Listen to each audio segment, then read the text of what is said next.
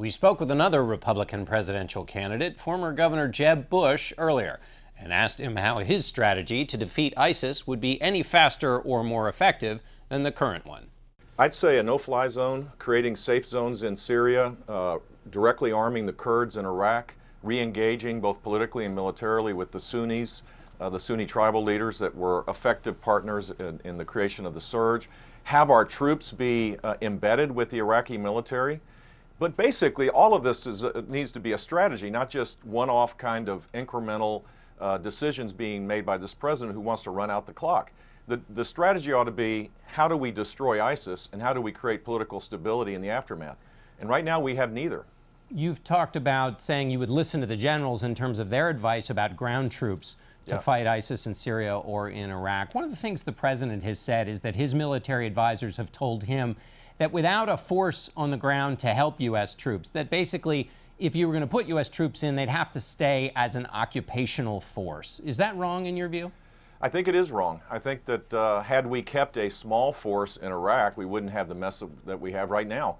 Look, the president and Hillary Clinton both said that al-Qaeda in Iraq was decimated, was gone.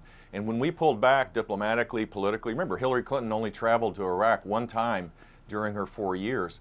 That lack of commitment created the instability that now has created a caliphate. So, of course, we need to have engagement. And without American leadership, this isn't going to happen. And it's going to require troops on the ground, mostly special operators, that are helping build this force. But we need to lead in this regard to garner the support of the Persian Gulf countries, other Arab nations, and Europe.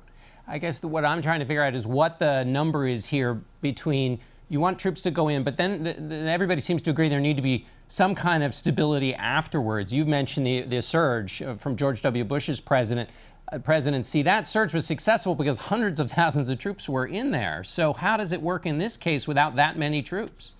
Well, first of all, had we kept 10,000 troops as the military leaders had recommended, we wouldn't have ISIS. My point is, in the post-ISIS world, there needs to be stability. You can't just allow the void to be filled. I think we need to do this not unilaterally. We need to do this in concert with Syrian Sunni-led forces, well-trained, backed up by air superiority, and we need to garner the support of the Arab world, not to in a unified fashion, to create a fighting force that will both take out ISIS as well as bring about change in the Assad regime. But if 10,000 was a good sustaining force in Iraq after all of the activity that had been there, this is a totally new adventure. So it would seem that upwards of 10,000 troops would be necessary for the kind of engagement you're talking about. If I'm commander-in-chief, my first order is give me options. And if the military says that we need a fighting force of X thousand, and this is the best way to destroy ISIS, then I would take that under advisement for sure. I believe most people that I've talked to, military leaders, think that we can't do this alone, but it's going to require more effort than we have right now. In terms of building a coalition, you've said that you would, Russia could be an ally in this fight, but only if they abandon their alliance with Assad in Syria. How do you get them to do that? I don't think we will. I have grave doubts whether Russia would make that big kind of sea change.